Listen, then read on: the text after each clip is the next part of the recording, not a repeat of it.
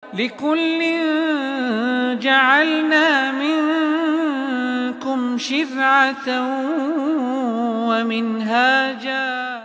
السلام عليكم ورحمة الله وبركاته. إن الحمد لله نحمده ونستعينه ونستغفره ونتوب إليه، ونعوذ بالله من شرور أنفسنا ومن سيئات أعمالنا. من يهده الله فلا مضل له ومن يضلل فلا هادي له، وأشهد أن لا إله إلا الله وحده لا شريك له، وأشهد أن محمدا عبد الله ورسوله، صلوات الله وسلامه عليه وعلى آله وصحابته أجمعين. رب اشرح لي صدري ويسر لي أمري واحلل عقدة من لساني يفقه قولي. اللهم علمنا ما ينفعنا وانفعنا وارفعنا بما علمتنا وزدنا علما وعملا وإخلاصا وتطبيقا يا رب العالمين. Par la permission d'Allah subhanahu wa ta'ala, nous voilà entrés dans la deuxième série d'explications du livre Bulugh al-Maram, un livre qui a comme sujet les hadiths du prophète alayhi salatu wassalam concernant les jugements de la religion de l'islam al-Azim. On s'était arrêté la fois passée au hadith, je ne me souviens plus lequel, le 40e. Walakin bi'idhnillahi azza wa jalla, aujourd'hui on reprendra la suite des hadiths, toujours avec l'explication de Cheikh Salih al-Uthaymin rahimahullah ta'ala. Et on commence tout de suite bi'idhnillahi azza wa jalla. Falyatafaddal al-akh mashkoura. Bismillahirrahmanirrahim. Alhamdulillahi rabbil alamin. وصلى اللهم وسلم على أشرف المرسلين وعلى آله وصحابته أجمعين. اللهم اغفر لنا ولشيخنا ولحاضرينا وسامعينا. يقول المؤلف رحمه الله في كتابه بلوغ المرام، قال: كتاب الصيام. وعن أنس بن مالك رضي الله تعالى عنه قال: قال رسول الله صلى الله عليه وسلم: تسحروا فإن في السحور بركة. متفق عليه. فإن في السحور بركة. متفق عليه. Non. Donc ici le prophète sallallahu alayhi wa sallam nous dit, tu peux lire en français Inch'Allah. On rapporte d'Anas ibn Malik radiyallahu anhu qui disait que le prophète sallallahu alayhi wa sallam avait dit: prenez le sahur, repas pris avant le fajr pendant le ramadan, car vous y trouverez la bénédiction. Hadith rapporté par Al-Bukhari et Muslim. Non. Donc ici le hadith, c'est le même hadith qu'on avait vu avec le photo, tamam. Comme on avait vu le prophète sallallahu alayhi wa sallam dans le cours précédent, il avait dit alayhi salatu wa salam: la yazalu an-nasu bi khayr ma ajjalu al-fitra. Et ici c'est la même chose. On avait vu la relation entre la préservation des gens et de la communauté et son lien avec le fitr. Et là c'est la même chose avec as-sahur, tamam. Quand il dit le prophète alayhi salatu wa salam: tasahharu fa inna fi as-sahuri baraka. Et la baraka du sahur, donc du plat qu'on mange avant salatul fajr, elle réside dans le fait d'obéir et se soumettre aux ordres du prophète alayhi salatu wassalam. Et c'est dans cela que se trouve la baraka de l'être humain, la guidée de l'être humain, le succès de l'être humain. Allah azza wa jalla nous dit dans le sens, nous dit dans le Coran, afwan: laqad kana lakum fi rasulillahi uswatun hasana. Vous avez certes dans l'exemple du messager d'Allah un excellent exemple à suivre. Et puis, Allah Azza wa Jalla nous dit qui des personnes tireront profit de cet exemple, de cette qudwa. Tamam, il dit: liman kana yarju Allah wal yawm al-akhir wa dhakara Allah kathira. Donc Allah Azza wa Jalla nous dit qu'il y a des caractéristiques que s'ils sont présentes dans les personnes, chez les personnes, dans le nufus al-muslimin, ils tireront profit du fait de suivre le prophète alayhi salatu wassalam et de le prendre comme exemple et comme modèle. Les deux caractéristiques, liman kana yarju Allah wal yawm al-akhir. Pour celui qui espère en Allah et croit fermement au jour du jugement dernier.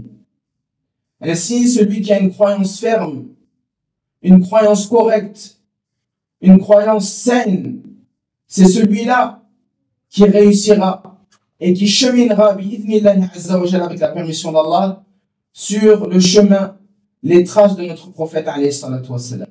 Liman kana yarju Allah wal yawm al-akhir wa dhakara Allah kathira. Et qui se rappellent souvent Allah.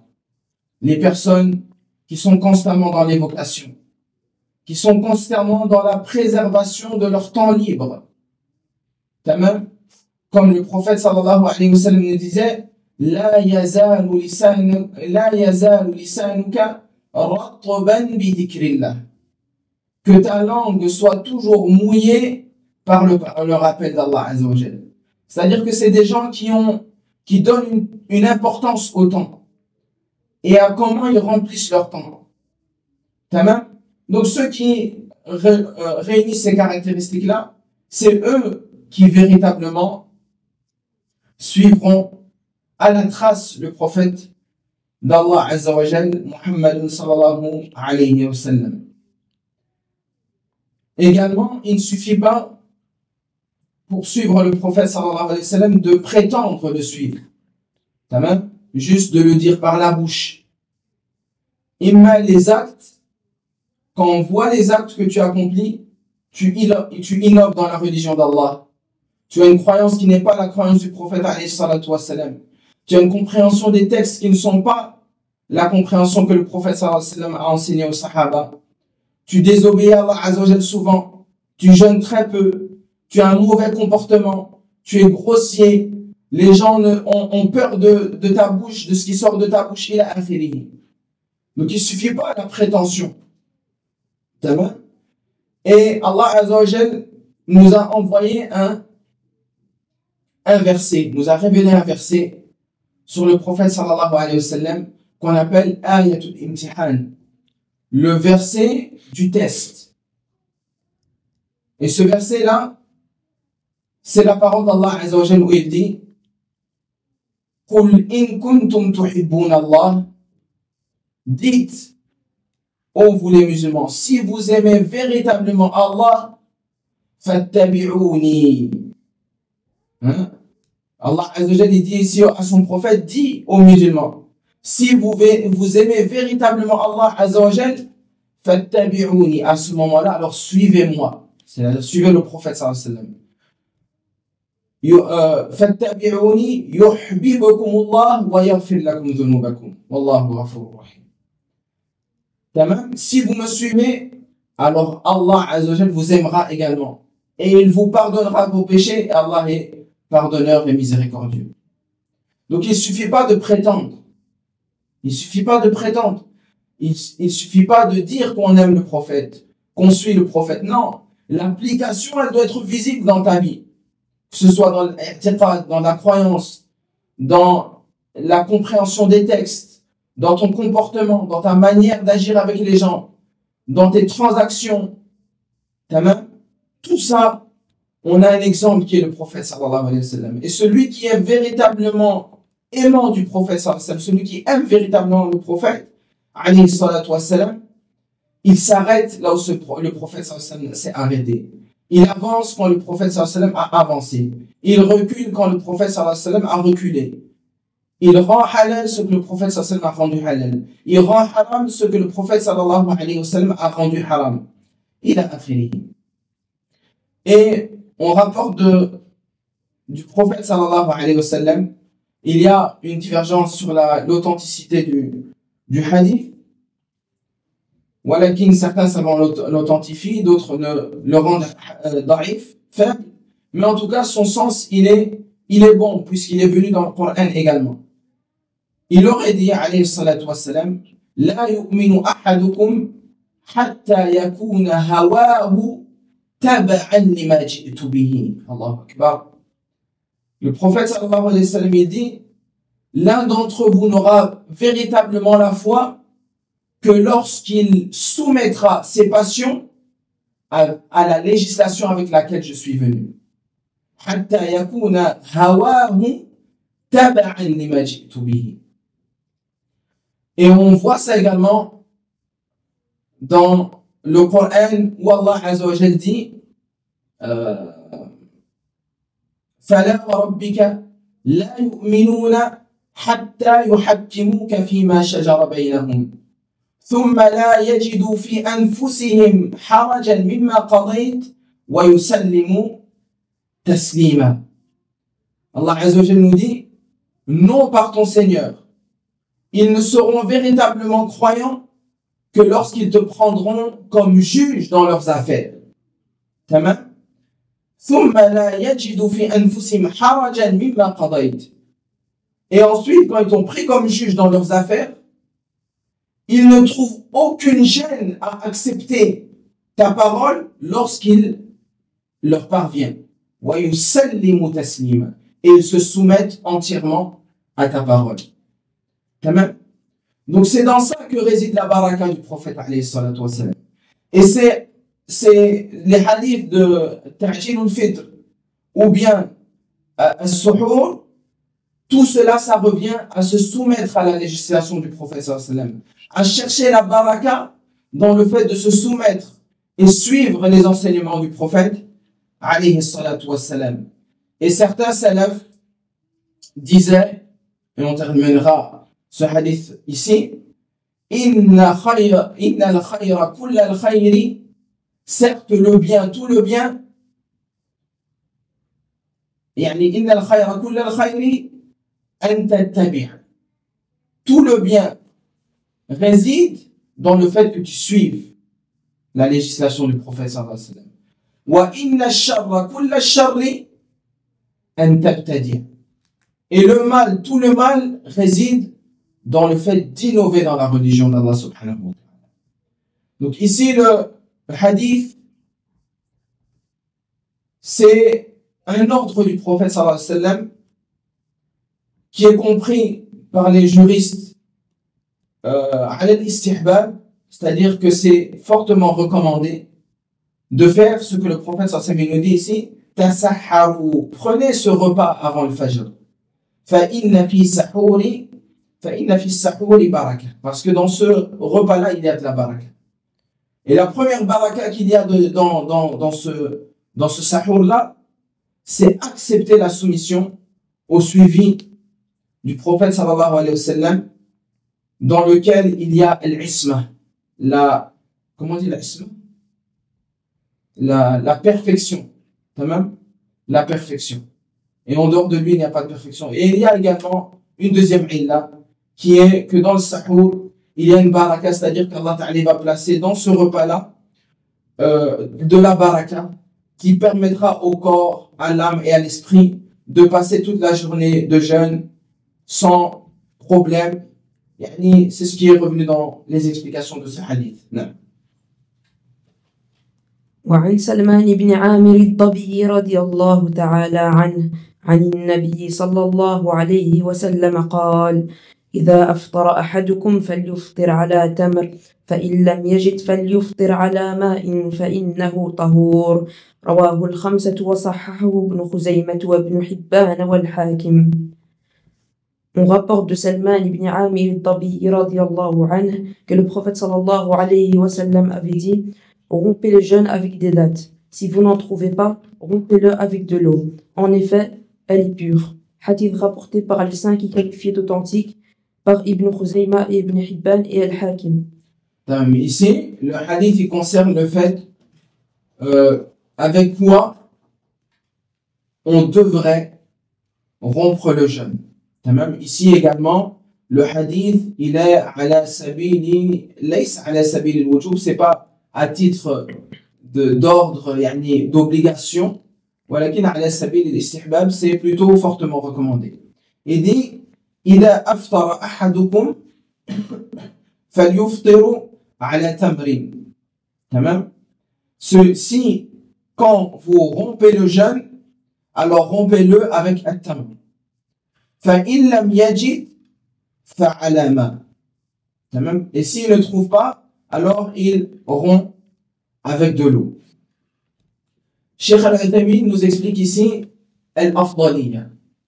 Il y a ce qui est bien, comme il est venu ici, c'est de rompre avec des tamrs, mais il y a encore ce qui est mieux, c'est de rompre avec al-rutab. C'est de rompre avec al-rutab. Et al-rutab et al-tamr, ça parle des dates. Al-tamr, c'est les dates, et al-rutab, c'est les dates. Il y a une différence entre les dates. Al-rutab, c'est les dates quand ils sont à leur début de développement. C'est-à-dire c'est des dates qui sont vertes, qui sont un peu plus amères. Ça, c'est le meilleur. Même si le musulman il trouve un rutab, il est préférable pour lui de rompre son jeûne avec un rutab. S'il ne trouve pas, la seconde manière de rompre son jeûne, fa'ala tamr. Et at-tamr, c'est les dates à la fin de leur croissance. C'est-à-dire quand ils sont bruns, noirs, et c'est les dates qu'on vend le plus souvent de nos jours. Donc la meilleure des choses pour rompre le jeûne, c'est al-rutab. C'est-à-dire les dates à leur début de développement, quand ils sont verts. Ensuite, at-tamr, qui sont les dates qu'on connaît, ni tous, et ce qu'on vend un peu partout. S'il ne trouve pas imma at-tamr, imma al-rutab, ou at-tamr, alors il passe à l'eau. Fa'ala ma. Fa'innahu tahur.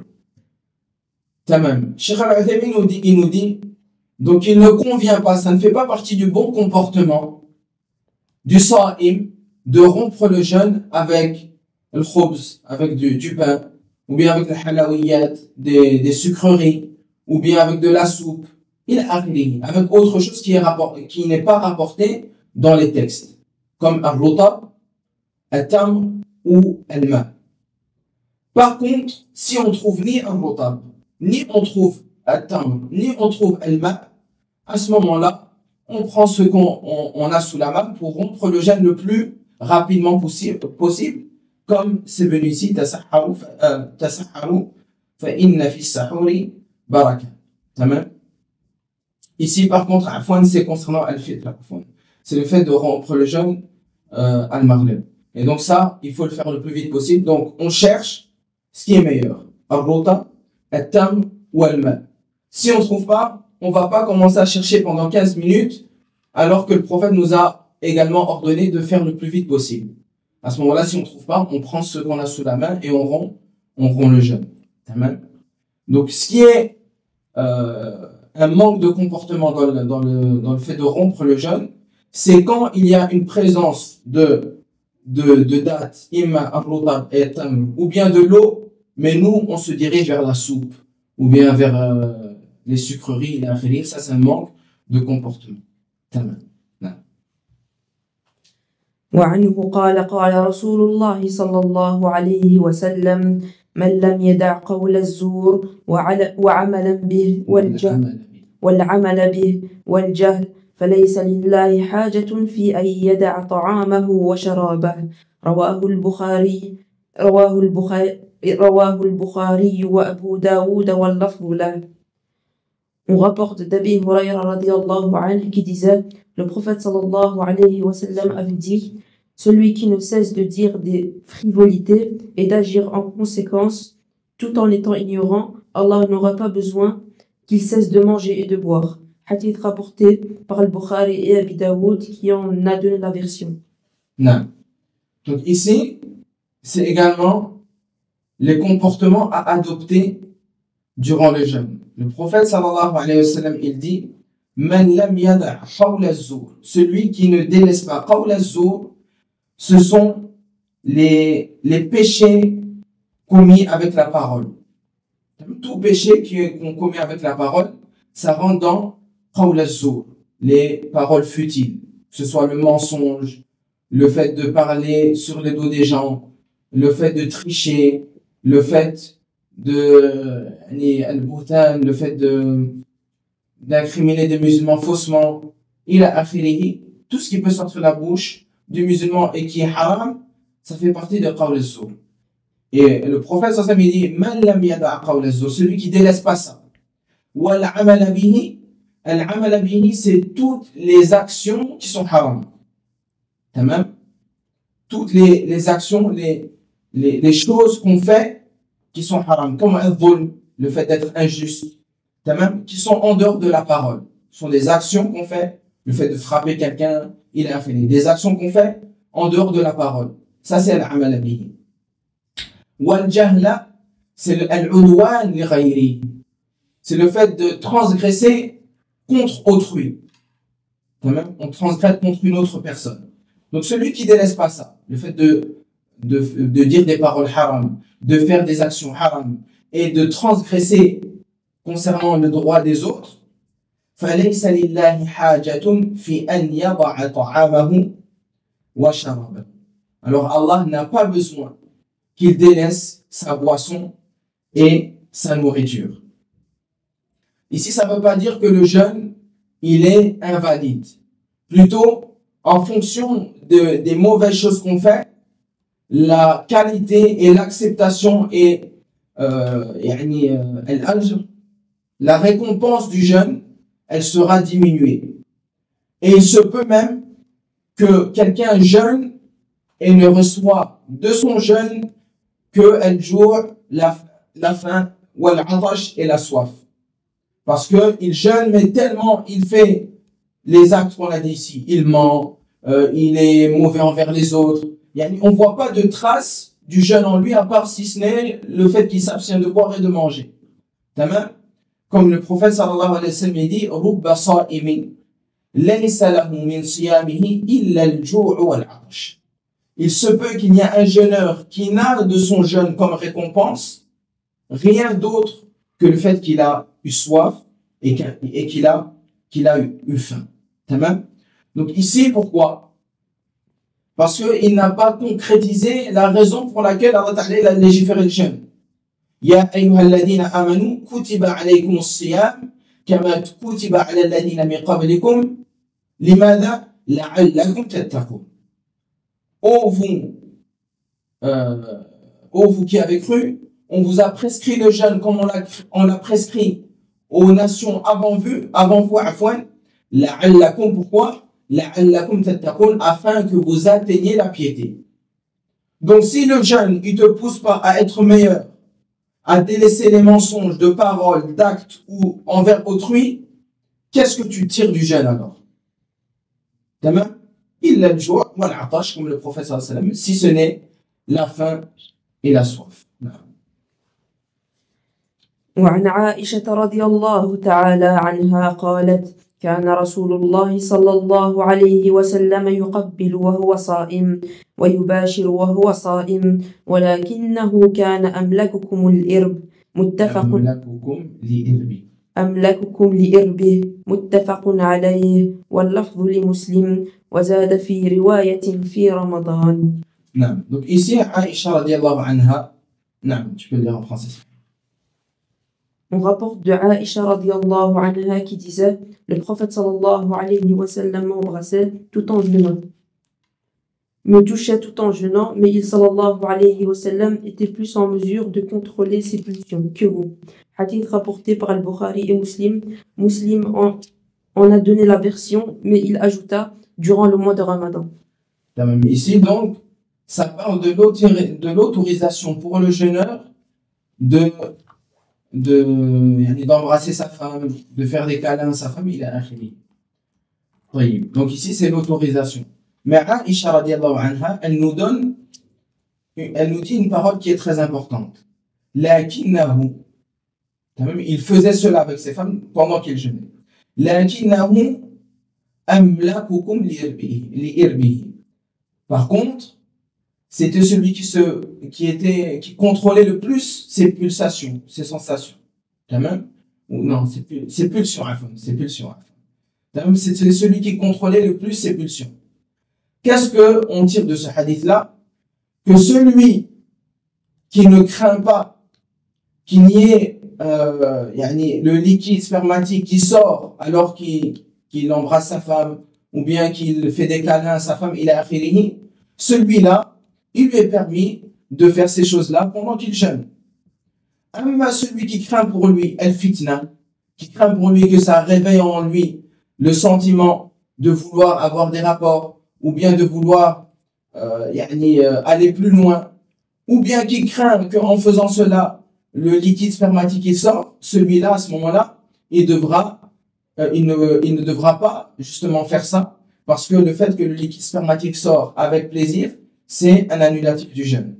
Donc ici, la condition, bien sûr, c'est que la personne, elle ne craint pas la fitna, même, qui est la sortie du spermatozoïde, ou bien l'envie d'aller plus loin qui le pousse à désobéir à Allah subhanahu wa ta'ala, alors que le fait d'avoir des rapports avec sa femme durant le jeûne obligatoire, c'est un des grands péchés qui non seulement doit être appelle le rattrapage du jeûne, le tawba, le repentir, mais également le kafara, qui est le kafara, la compensation, également.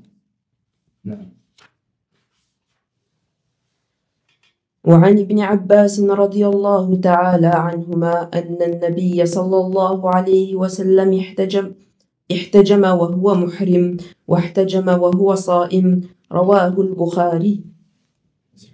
On rapporte d'Ibn Abbas radiyallahu anhuma que le prophète sallallahu alayhi wa sallam posait des ventouses alors qu'il sallallahu alayhi wa sallam était en état de consécration rituelle, ihram.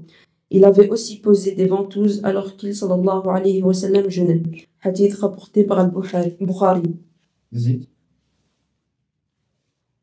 وعن شداد بن أوس رضي الله تعالى عنه أن النبي صلى الله عليه وسلم أتى على رجل بالبقيع وهو يحتجم في رمضان فقال أفطر الحاجم والمحجوم رواه الخمسة إلا الترمذي وصححه أحمد وابن خزيمة وابن حبان وابن حبان. On rapporte de Shaddad ibn Aws radiallahu anhu qui disait que le prophète sallallahu alayhi wa sallam était venu voir un homme à Baqi' qui posait des ventouses pendant le ramadan. Le prophète sallallahu alayhi wa sallam dit: celui qui pose et celui qui en pose des ventouses ont rompu leur jeûne. Hadith rapporté par les 5 sauf At-Tirmidhi et qualifié d'authentique par Ibn Khuzayma et Ibn Hibban.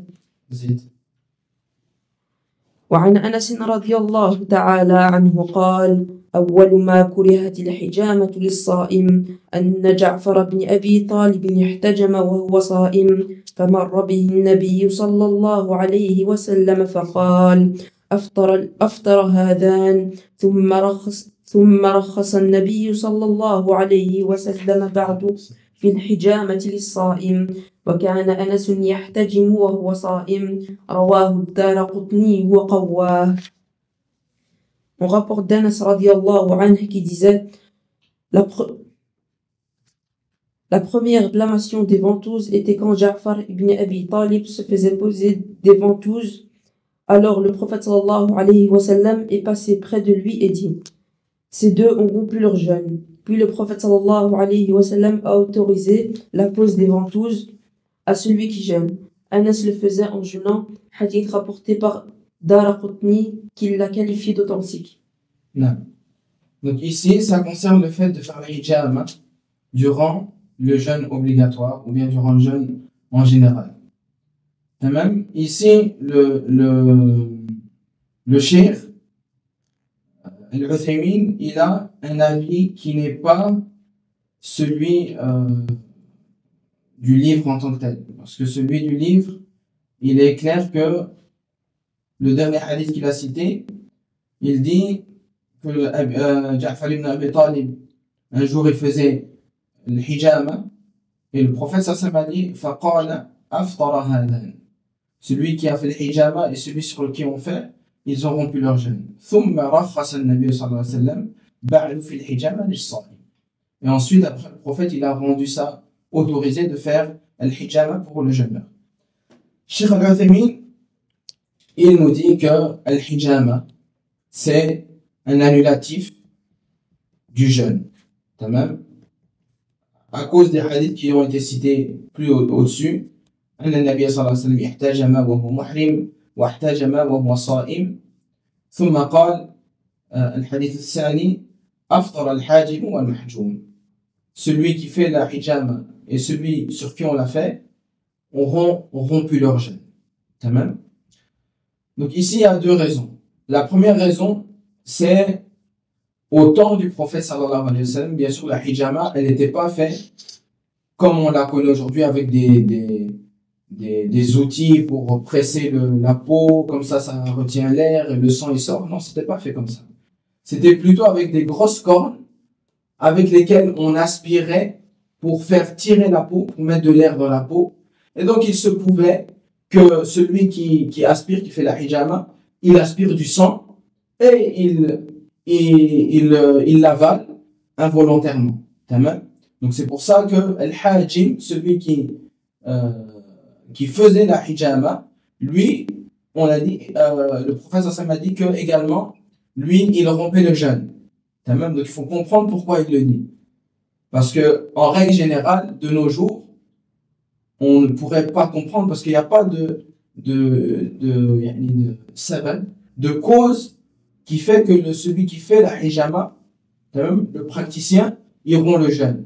Parce qu'il fait juste des ventouses, il n'y a pas d'autre chose qu'il fait. Il n'y a pas de sang qui sort de lui, il n'y a rien. Tandis qu'au temps, donc il faut revenir au temps du prophète sallallahu alayhi wa sallam, pour savoir pourquoi al-hajim, celui qui fait la hijama, il avait également rompu le jeûne. C'était donc pour la cause là, parce qu'il le faisait avec la bouche.